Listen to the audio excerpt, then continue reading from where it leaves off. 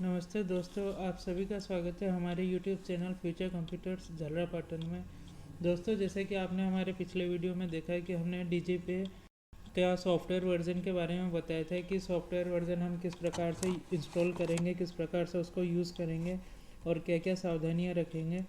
उसी के क्रम में आज हम आपको बताने जा रहे हैं कि डीजीपे का जो मोबाइल ऐप है उस पर आपको किस तरीके से काम करना है, उसमें क्या क्या चीज़ों का ध्यान रखना है। तो दोस्तों, आपने हमारे वीडियोस को अभी तक लाइक नहीं करा है तो आप इसे लाइक और सब्सक्राइब ज़रूर करें। और अगर आपको हमारे और भी वीडियोस पसंद आते हैं तो आप हमें कमेंट सेक्शन में ज़रूर बताइए। और कोई नए वीडियो आपको चाहिए तो आप उसके बारे में भी बताइए ताकि हम आपकी जो रिक्वायरमेंट है वो जल्द से जल्द पूरा कर सकें। तो दोस्तों, हम हमारा वीडियो आज का वीडियो स्टार्ट करते हैं। तो सबसे पहले हम आते हैं कि दोस्तों, इसमें जो आपके लिए जो ज़रूरी ऐप्स है, जिन मोबाइल ऐप्स को आपके मोबाइल में होना ज़रूरी है, कोई भी बायोमेट्रिक या कोई भी बायोमेट्रिक मशीन का यूज़ करने से पहले। तो सबसे पहले है कि आपकी जो बायोमेट्रिक मशीन है, जैसे हम एग्जांपल में बात करते हैं कि मंत्रा या मोरफो है, तो आपकी उसकी आरडी सर्विस की ऐप आपके मोबाइल में होनी चाहिए। यहाँ पे हम मंत्रा की बात करेंगे तो मंत्रा बायोमेट्रिक के लिए आपको दो ऐप होनी ज़रूरी है, मंत्रा आरडी सर्विस और मंत्रा मैनेजमेंट सर्विस। ये दोनों ऐप, मंत्रा आरडी सर्विस और मंत्रा मैनेजमेंट क्लाइंट सर्विस, ये दोनों ऐप आपके मोबाइल में होना ज़रूरी है।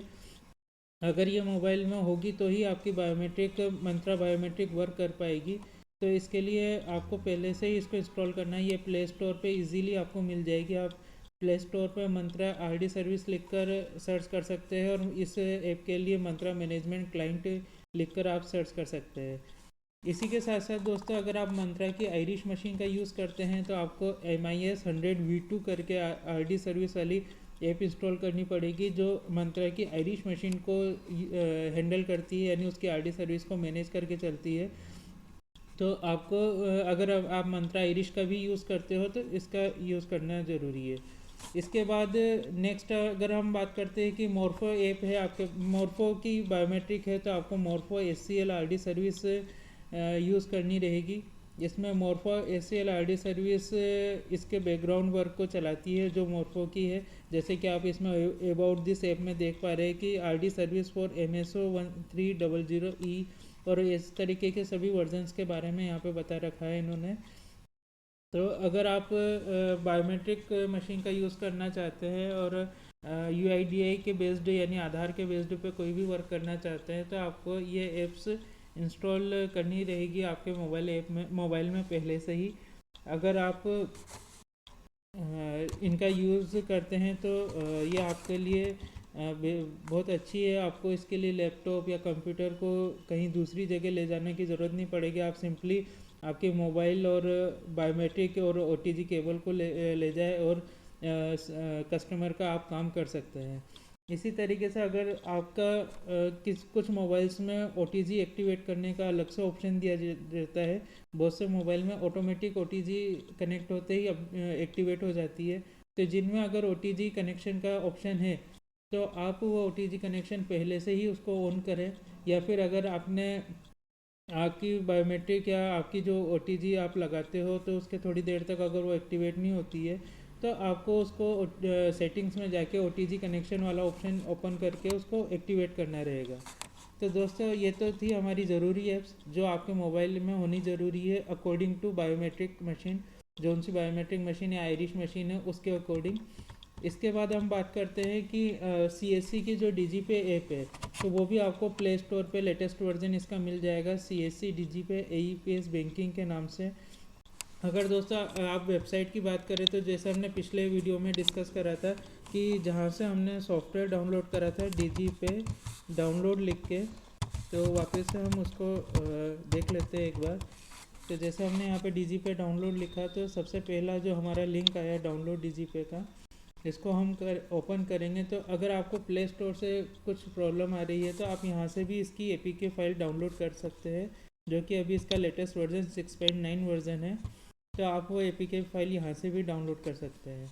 अगर आप प्ले स्टोर में आपको ये मिल जाए तो आप यहाँ से डायरेक्टली इसको इंस्टॉल कर सकते हैं, आपको इसको डाउनलोड करने की अलग से ज़रूरत नहीं पड़ेगी। अब इसके बाद हम नेक्स्ट बात करते हैं कि डिजीपे को हम जब ओपन करेंगे तो फर्स्ट डिजीपे ओपन करने से पहले दोस्तों आपको जैसा पता है कि हम जब भी डिजीपे ओपन करते हैं तो बायोमेट्रिक या आइरिश का वो रिक्वायरमेंट मांगता है, आपके फिंगर से कनेक्ट करने की के लिए बोलता है। तो आप अपने मंत्रा जैसे ही आप कनेक्ट करते हैं, चाहे मंत्रा आइरिश आप कनेक्ट करें, चाहे मंत्रा की बायोमेट्रिक आप कनेक्ट करें, तो एक बार उसकी आरडी सर्विस को ज़रूर ओपन करें। जैसे हम अभी बायोमेट्रिक की बात कर रहे हैं तो मंत्रा आरडी सर्विस को हमने ओपन कर लिया है। जैसे ही आप ओपन करेंगे तो यहाँ पे आपको परमिशन के लिए एक मैसेज आएगा कि मंत्रा आरडी सर्विस आपकी यूएसबी डिवाइस की परमिशन को एक्सेस करना चाहती है। तो हम इसको यहाँ पे ओके कर देंगे। ओके करने के बाद जैसा आप देख पा रहे हो दोस्तों, हमारे यहाँ पे internet available, management server reachable और internet available, management server reachable और डिवाइस कनेक्टेड आ रहा है। जब तक अगर आपका एक डिवाइस कनेक्टेड ग्रीन कलर में नहीं आया है, इसका मतलब अभी आपकी बायोमेट्रिक प्रॉपर तरीके से कनेक्ट नहीं हो पाई है और आप आगे काम नहीं कर सकते जब तक कि डिवाइस कनेक्टेड नहीं आता है। अगर आपको डिवाइस कनेक्ट करने में कोई भी इशू हो तो आप हमें कमेंट सेक्शन में बताइए, हम आपको उसका रिप्लाई ज़रूर देंगे। अगर आपके पास ये तीन ही ऑप्शन ग्रीन कलर में आ गए तो दोस्तों यहाँ पे आप आपके बायोमेट्रिक मशीन का सीरियल नंबर भी नीचे देख सकते हैं। इसके बाद हम नेक्स्ट स्टेप में जाएंगे जो कि हमारे डीजीपे का है। तो आप डीजीपे ओपन करेंगे। डीजीपे ओपन करने के बाद सबसे पहले ये आपसे आपकी CSC ID डलवाएगा। तो जैसे ही आप CSC ID डालेंगे तो ये वेरीफाई करेगा। वेरीफाई करने के बाद जैसे कि हमने सॉफ्टवेयर वाले वर्जन में देखा था कि सबसे पहले ये OTP भेजेगा। तो OTP आप इन तीनों ऑप्शन में से किसी भी ऑप्शन पे आप OTP भेज सकते हैं, रजिस्टर्ड मोबाइल, ईमेल या दोनों पर। तो आपके जो भी सूटेबल हो तो आप उस पर भेज दीजिए। हम यहाँ पर रजिस्टर्ड मोबाइल पे भेज देते हैं। तो ये हमारा OTP आ गया है। हमने OTP यहाँ पे सबमिट करा। OTP जैसे आप सबमिट करेंगे तो ये आपकी जो डिटेल है, आपका जो रिकॉर्ड है वो यहाँ पे आपको शो कर देगा, जैसे कि आपका नाम, आपकी CSC ID और आपका मोबाइल नंबर। इसके बाद ये आपसे बायोमेट्रिक ऑथेंटिकेशन के लिए कहेगा, बायोमेट्रिक या आइरिश ऑथेंटिकेशन के लिए। तो यहाँ पे आपको इस चेक बॉक्स पे I hereby check box पे क्लिक करके आपको स्कैन एंड प्रोसीड पे आगे बढ़ना है।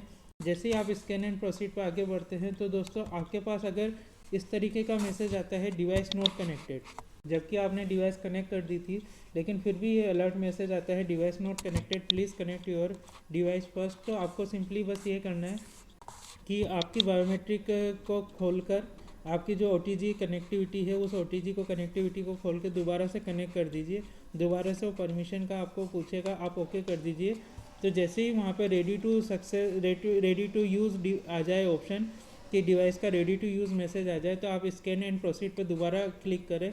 जैसे आप स्कैन एंड प्रोसीड पर दोबारा क्लिक करेंगे तो यहाँ पे आपको बायोमेट्रिक लगाने के लिए कहेगा।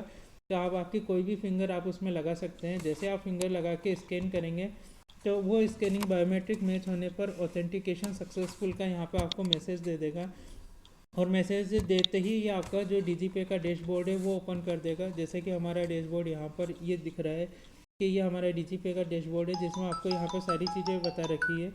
इसके बाद आप यहाँ पे देखेंगे कि यहाँ पे जितने हमारे ट्रांजेक्शन है, हमारा बैलेंस है और जिस तरीके के हमारे सॉफ्टवेयर में ऑप्शन थे कि withdrawal, deposit, balance enquiry, mini statement, card and PIN, money transfer, wallet recharge, pay out, passbook, transaction history, वही सारे ऑप्शन हमारे यहाँ पे भी अवेलेबल है। यहाँ पे भी आप इन सब चीज़ों का यूज़ कर सकते हैं। बैलेंस इंक्वायरी के बारे में हमने पिछले वीडियो में भी डिस्कस करा था कि अभी कुछ टेक्निकल इशू की वजह से उसको रोक रखा है, जल्दी इसको चालू कर दी जाएगी। अगर आपको बैलेंस इंक्वायरी से रिलेटेड कोई भी काम है तो आप उसको मिनी स्टेटमेंट का यूज़ करके कर सकते हैं। आप मिनी स्टेटमेंट का यूज़ करके उसको करें ताकि कस्टमर का काम न रुके। अब हम आपको एक स्टेप सबकी करके बताते हैं। जैसे कि विड्रॉल की हम बात करते हैं तो विड्रॉल पे हम जैसे ही ऑप्शन खोलेंगे तो यहाँ पे आपको बैंक सेलेक्ट करने की कहेगा। बैंक सेलेक्ट करके आप कस्टमर का अकाउंट नंबर, कस्टमर का मोबाइल नंबर यहाँ डालें, यहाँ पे अमाउंट डालें। अमाउंट डालने के बाद जैसे ही आप इसको नीचे यहाँ पे आपको इसको चेक बॉक्स पे टिक करना है, आपको परमिशन देनी है। उसके बाद आप जब नीचे स्क्रॉल करेंगे तो स्कैन एंड प्रोसीड का ऑप्शन आएंगे। जैसे आप स्कैन एंड प्रोसीड करते हैं तो आपकी बायोमेट्रिक वापस से एक्टिवेट हो जाएगी और आप कस्टमर की फिंगर लगवा के यहाँ पे उसको अप्रूव करा सकते हैं। जैसे ही यहाँ पे कस्टमर की फिंगर लगकर अप्रूव होगा तो आपको ट्रांजेक्शन सक्सेसफुल का एक मैसेज आ जाएगा। ये आपके रिसिप्ट है, आप इसका स्क्रीनशॉट लेके कस्टमर को व्हाट्सएप भी कर सकते हैं, चाहे अगर आपके पास सीएससी की जो रिसिप्ट प्रिंट करने की मशीन है, अगर आपके पास वो है तो आप डायरेक्ट यहाँ से प्रिंट भी दे सकते हैं कस्टमर को, उसकी प्रिंट भी निकाल के दे सकते हैं। यहाँ पे एजेंट आईडी, एजेंट की डिटेल और लोकेशन डिटेल ये सब आ जाएगा, और यहाँ पे अमाउंट भी आ जाएगा कि कितना अमाउंट उसका डिडक्ट हुआ है और अभी बैलेंस में उसके कितना अमाउंट है।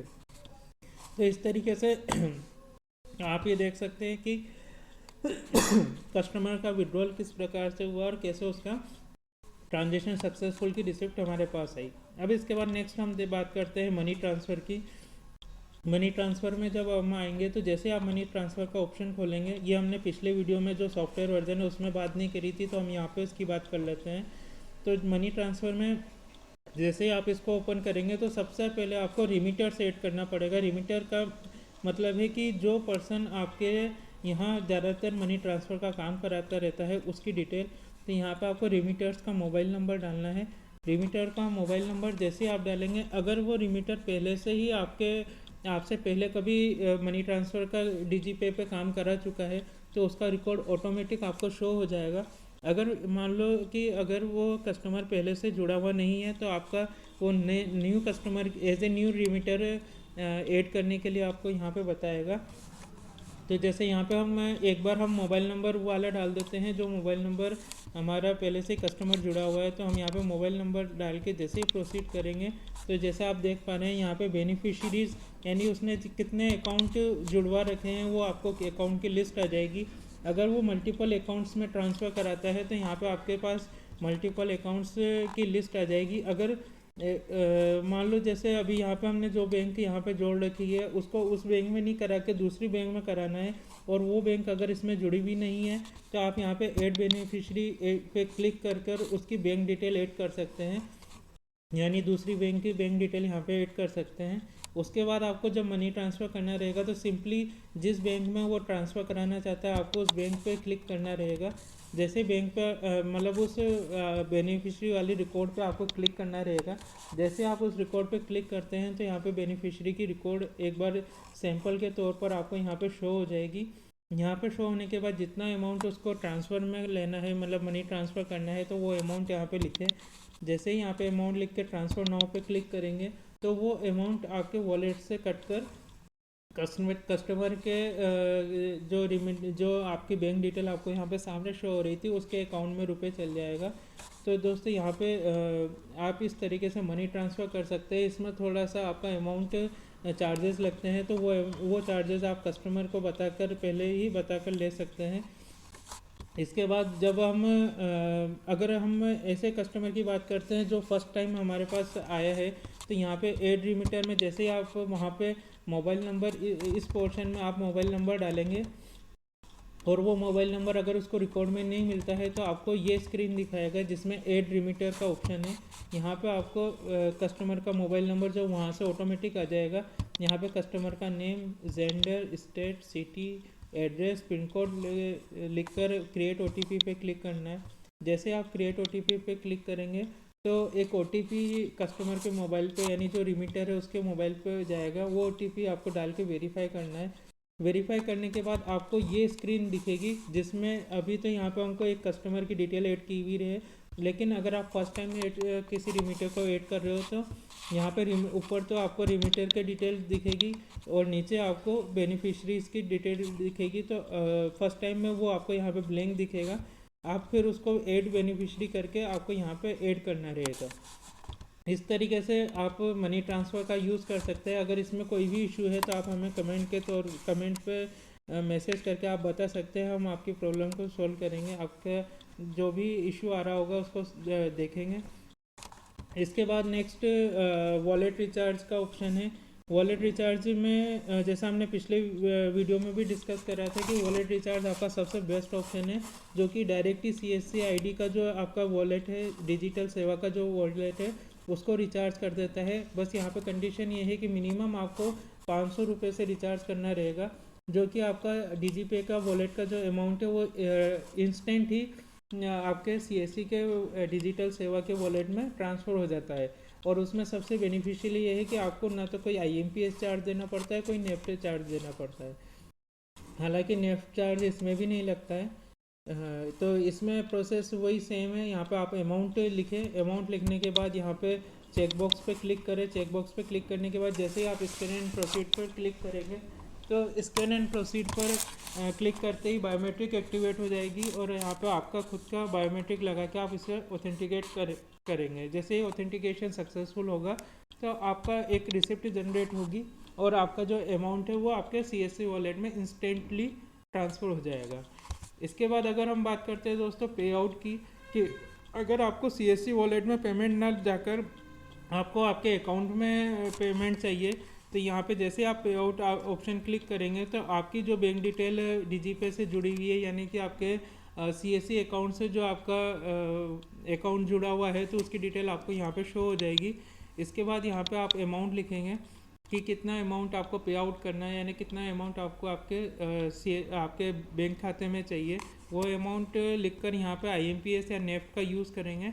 दोस्तों IMPS में यहाँ पे आपको मिनिमम 5 रुपये प्लस GST चार्जेस है जो कि 25,000 तक के अमाउंट के लिए है, और नेफ्ट और उससे ऊपर 10 रुपये प्लस GST सर्विस चार्जेस है। वो आपको डैशबोर्ड पर जो भी चार्जेस है वो आपको शो कर देगा। एक बार आप वहाँ पे भी चेक कर सकते हैं चार्जेस अगर कुछ कम ज़्यादा है तो। इसके बाद आप नेफ्ट पर क्लिक करके कर सकते हैं। नेफ्ट में कोई चार्जेस नहीं है, लेकिन नेफ्ट में जो शर्तें हैं, जैसे कि पहली शर्त ये होती है कि 2 to 3 आवर्स में आपका पेमेंट आता है। जल्दी भी आ सकता है लेकिन 2 से 3 घंटे आपको वेट करना पड़ता है। इसके बाद अगर जैसे वर्किंग डेज नहीं है, जैसे आपने सैटरडे को ट्रांसफ़र करा तो वो नेक्स्ट वर्किंग डे के 8 AM के बाद ही आपका पेमेंट आएगा। आपका पेमेंट डिडक्ट हो जाएगा लेकिन आपके वॉलेट में पेमेंट, आपके अकाउंट में पेमेंट नेक्स्ट वर्किंग डे जो भी होगा उसके बाद ही आएगा। इसी तरीके से गवर्नमेंट हॉलीडेज़ में भी आपको नेफ्ट का ध्यान रखना पड़ता है। तो नेफ्ट में यह कंडीशंस रहती है, लेकिन IMPS में इंस्टेंट पेमेंट आपका ट्रांसफ़र हो जाता है लेकिन चार्जेस रहते हैं। तो इसके लिए हमने बताया कि अगर आपको कभी ऐसी ज़रूरत भी पड़ जाए तो आप वॉलेट रिचार्ज का ऑप्शन यूज़ करें, ताकि उसमें कोई भी किसी भी तरीके का आपका ना तो चार्ज लगेगा और इंस्टेंटली आपका पेमेंट आपके CSC वॉलेट में ट्रांसफ़र हो जाएगा। तो आप जो भी काम में लेना चाहते हैं तो CSC के माध्यम से उस सर्विस का यूज़ करके काम में ले सकते हैं। जैसे कि एग्जांपल में हम बात कर रहे हैं कि अगर आपकी किसी कस्टमर की LIC पॉलिसी का इंस्टॉलमेंट जमा करनी है तो कस्टमर जैसे 15,000 रुपये की इंस्टॉलमेंट है उसकी, तो वो 15,000 रुपये लेके आपके पास आया है तो आप उसका पेमेंट जो है वो कैश ना लेके उससे कहे कि हम आपका पेमेंट ऑनलाइन लेंगे, जिससे आपको भी सुविधा रहेगी। नेक्स्ट टाइम आपको ऑनलाइन ही पेमेंट करेंगे तो आपको भी बेनिफिट होगा, आपको कैश लेने नहीं पड़ेगा। इस तरीके से आपको उसको कन्विंस करके 15,000 आप DigiPay के माध्यम से कैश विड्रॉल कराए तो 15,000 रुपये जब आप कैश विड्रॉल कराएंगे तो उसका कमीशन जो आपका DigiPay में बनेगा वो कमीशन आपको मिलेगा। साथ ही साथ आप उसको जब उसकी LIC पॉलिसी की अगर पेमेंट करना है तो इंस्टेंट ही आप उसको वॉलेट रिचार्ज में जाकर अपना बायोमेट्रिक लगाकर CSC वॉलेट में ट्रांसफ़र कर ले उन 15,000 को, तो इंस्टेंट ही आपके 15,000 रुपये आपके CSC वॉलेट में आ जाएंगे। CSC वॉलेट में आने के बाद डिजिटल सेवा की सर्विस से आप LIC पॉलिसी का पेमेंट कर दीजिए। तो LIC की पॉलिसी का पेमेंट करने पे जो CSC आपको पेमेंट कमीशन देगी तो वो कमीशन आपको एडिशनल मिलेगा। तो इस तरीके से आपने एक ही पेमेंट में 2 जगह से कमीशन प्राप्त किया है, और वो भी ना तो बैंक जाकर, ना बैंक में आपको जाना पड़ा, ना रुपए जमा करने पड़े, ना बैंक से एक जगह से दूसरी जगह पेमेंट ट्रांसफ़र करना पड़ा, और नहीं कहीं किसी भी प्रकार का ट्रांजेक्शन चार्ज देना पड़ा, जो कि जैसे IMPS में ट्रांजेक्शन चार्ज होता है। इसी तरीके से अगर हम CSC के वॉलेट रिचार्ज की बात करें तो उसमें भी बहुत सी बार हम कुछ बैंक ऐसी सेलेक्ट कर लेते हैं या कुछ नेट बैंकिंग या डेबिट कार्ड का ऑप्शन ऐसा सेलेक्ट कर लेते हैं जिसमें चार्ज लग जाता है। तो वो सारे चार्जेस आपके यहाँ पे कहीं नहीं लगे, और इंस्टेंट और एडिशनली आपको 8 से लेके 15-20 रुपये तक का कमीशन एडिशनली मिला है। इसके अलावा आप कस्टमर से ये तो हमने तब बात करी जब हमने एडिशनल कस्टमर से कोई भी रुपया नहीं लिया है, तब भी हमको 8 से 15 रुपये तक का कमीशन ऐसे मिल गया है। तो आप वॉलेट रिचार्ज का ऑप्शन यूज़ करें जो कि सबसे बेस्ट है। पे आउट का आप तब करें जब आपको पेमेंट सीधे बैंक में ही चाहिए, हमें CSC वॉलेट में पेमेंट नहीं चाहिए। उसमें भी आप नेफ्ट का यूज़ करें तो ज़्यादा बेटर है। इसके बाद हम बात करते हैं पासबुक की। पासबुक में आप जो आपने जितने भी अभी तक के ट्रांजेक्शन करे हैं वो सारे ट्रांजेक्शन आपको यहाँ पे शो करेंगे पासबुक में। तो आप यहाँ पे देखकर भी वेरीफाई कर सकते हैं कि जैसे बहुत सी बार आपके कुछ सर्विसेज जो सीएससी की सर्विसेज होती है उसका जो पेमेंट है आपको कमीशन के तौर पे डीजीपे में आता है, जैसे कि ई श्रम का पेमेंट आ रहा था। इसी तरीके से पीएमजी दिशा या कुछ सर्विसेज ऐसी है जिसका आपका जो कैशबैक है या जो पेमेंट है कमीशन है वो डीजीपे में आ रहा था, जैसे आप यहाँ पे देख भी पा रहे हैं। तो वो आप यहाँ पे चेक कर सकते हैं कि किस चीज़ का कमीशन आपके आया है या नहीं आया है अभी तक। इसके बाद बात करते हैं हम ट्रांजेक्शन हिस्ट्री की। तो ट्रांजेक्शन हिस्ट्री में आप सर्विस वाइज आपका ट्रांजेक्शन देख सकते हैं, जैसे कि आपने विड्रॉल कितना करा है, डिपॉजिट कितना करा है, वॉलेट रिचार्ज कितना करा है, पे आउट कितना करा है। ये डेट के अकॉर्डिंग आप यहाँ पे देख सकते हैं कि आपने अभी तक किसी पर्टिकुलर सर्विस में कितना काम करा है। तो और इसी तरीके से अब हम बात कर लेते हैं एक एग्जांपल मंत्रा आयरिश मशीन की। मंत्रा आयरिश मशीन का अगर आप यूज़ करते हैं तो हम उसका भी एक डेमो आपको बता देते हैं कि किस तरीके से आप उन लोगों का भी काम कर सकते हैं जो लोग जिन लोगों की बायोमेट्रिक लिखने लगने में प्रॉब्लम आती है। जैसे आप देखते हैं कि बहुत से कस्टमर हमारे पास आते हैं जो डेली वेजेस पे काम करते हैं या जिनका कार्ड काम थोड़ा जैसे पत्थरों से रिलेटेड है या जो एजेड हो गए हैं, बूढ़े थोड़े वृद्ध हो गए हैं, तो उनकी बायोमेट्रिक लगने में थोड़ा इशू आता है। तो उसके लिए आपके पास एक बहुत अच्छा ऑप्शन है मंत्रा आयरिश मशीन। मंत्रा आयरिश मशीन का आप यूज़ करके इसमें काम कर सकते हैं। तो जैसा हमने पहले स्टार्टिंग में देखा था कि हमें मंत्रा आयरिश मशीन के लिए मंत्रा आयरिश आरडी सर्विस की ज़रूरत पड़ेगी, तो आप वो ऐप इंस्टॉल करके रखें।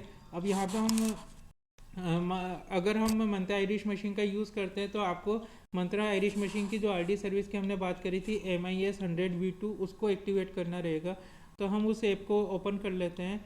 ओपन करने पे स्टार्टिंग में ये आपको डिवाइस नॉट कनेक्टेड दिखाई देगा। तो यहाँ पे भी ये परमिशन आपसे लेगी, तो आप परमिशन को ओके कर दीजिए। जैसे आप ओके करेंगे तो डिवाइस कनेक्टेड आ जाएगा। तो इसमें भी ये तीन ही ग्रीन कलर में होना ज़रूरी है। इसके बाद यहाँ पे आपको इसका मॉडल और इसका सीरियल नंबर आपको शो हो जाएगा। नेक्स्ट अब आपको जैसे हम बात करते हैं कि हम कोई भी एग्जांपल के लिए बात कर लेते हैं, जैसे हम मिनी स्टेटमेंट की बात करते हैं जो कि हमने अभी तक नहीं करी थी। तो मिनी स्टेटमेंट में यहाँ पे आपको कस्टमर का बैंक नाम सेलेक्ट करना है, यहाँ पे उसका आधार नंबर डालना है, यहाँ पे उसका कस्टमर नंबर डालना है। दोस्तों आप जहाँ पे भी आधार नंबर डाल रहे हैं उसकी जगह VID नंबर भी डाल सकते हैं। आप VID नंबर को कैसे एक्सेस करेंगे या कैसे हम किसी आधार का VID नंबर प्राप्त कर सकते हैं, ये हम आपको आगे आने वाले वीडियोस में बता देंगे कि कैसे हम VID निकाल सकते हैं या VID को रिन्यूअल कर सकते हैं। इसके बाद कस्टमर का मोबाइल नंबर लिखना है। यहाँ पे आपको चेक बॉक्स पे क्लिक करना है। जैसे ही चेक बॉक्स पे क्लिक करके आप स्कैन एंड प्रोसीड करेंगे तो यहाँ पे आपके मंत्रा की आयरिश मशीन एक्टिवेट हो जाएगी और यहाँ पे आपको आयरिश स्कैन करने के लिए कहेगा। जैसे ही आप आयरिश स्कैन करेंगे और ये आपकी आयरिश को आपके आधार के रिकॉर्ड से मैच कर लेगी तो आपको रिसिप्ट जनरेट कर देगी ट्रांजेक्शन सक्सेसफुल का। यहाँ पे आपका ये मिनी स्टेटमेंट का स्टेटमेंट जनरेट हो गया है। यहाँ पे आपको जो उसके लास्ट 10 ट्रांजेक्शन है वो आपको शो हो जाएंगे। इसको भी आप चाहो तो अगर आपके पास प्रिंटर कनेक्टेड है तो आप प्रिंट करके दे सकते हैं या फिर कस्टमर को इसका व्हाट्सएप स्क्रीनशॉट लेकर आप कोई भी ऐप के माध्यम से आप उसको भेज सकते हैं। तो इस तरीके से दोस्तों हमने देखा कि किस प्रकार से आप डीजीपे मोबाइल ऐप और डीजीपे सॉफ्टवेयर का यूज़ करके बहुत ही आसान तरीके से कस्टमर के रुपए का AEPS करके उसको रुपए के कैश विड्रॉल की सर्विस दे सकते हैं, डिपॉजिट की सर्विस दे सकते हैं, मनी ट्रांसफ़र की सर्विस दे सकते हैं। और किस तरीके से हम इसको अपने बेनिफिशियल में बनाकर जैसे डबल स्टेप पे कमीशन या फिर हम CSC का वॉलेट रिचार्ज डायरेक्टली इसके माध्यम से कैसे कर सकते हैं, वो सब चीज़ें हमने यहाँ पे आपको बताई। अगर आपको इससे जुड़ी हुई कोई भी प्रॉब्लम आती है तो आप हमें कमेंट बॉक्स में बताइए। हम इसकी जो भी सॉल्यूशन हमें मिलता है तो आपको इस सॉल्यूशन के बारे में बताएंगे। और भी आपको हमारे जो और भी वीडियोस है हमने यहाँ पे आपके लिए पेंशन का सत्यापन किस तरीके से करें, सरकारी कर्मचारियों का पेंशन सत्यापन किस तरीके से करें, सामाजिक सुरक्षा के जो पेंशनर है जिनको वृद्धजन और विकलांग और विधवा पेंशन मिलती है उनका सत्यापन कैसे करें, कोई अगर प्राइवेट जॉब करता था और वो पेंशनर है तो उसका सत्यापन कैसे करें, इन सब के हमने वीडियोस बना रखे हैं। इनका बायोमेट्रिक से सत्यापन और आयरिश मशीन से सत्यापन कैसे करें इन सब के भी वीडियोस है। तो आप हमारे वीडियोस को देखें अगर आपको वीडियोस पसंद आते हैं तो अपने दोस्तों के साथ शेयर करें और हमारे चैनल को सब्सक्राइब करें। तो दोस्तों ये था हमारा वीडियो जिसमें हमने डीजीपे की मोबाइल ऐप के बारे में बताया कि किस तरीके से आप मोबाइल ऐप के माध्यम से ये काम कर सकते हैं। तो दोस्तों आज के लिए इतना ही। थैंक यू दोस्तों।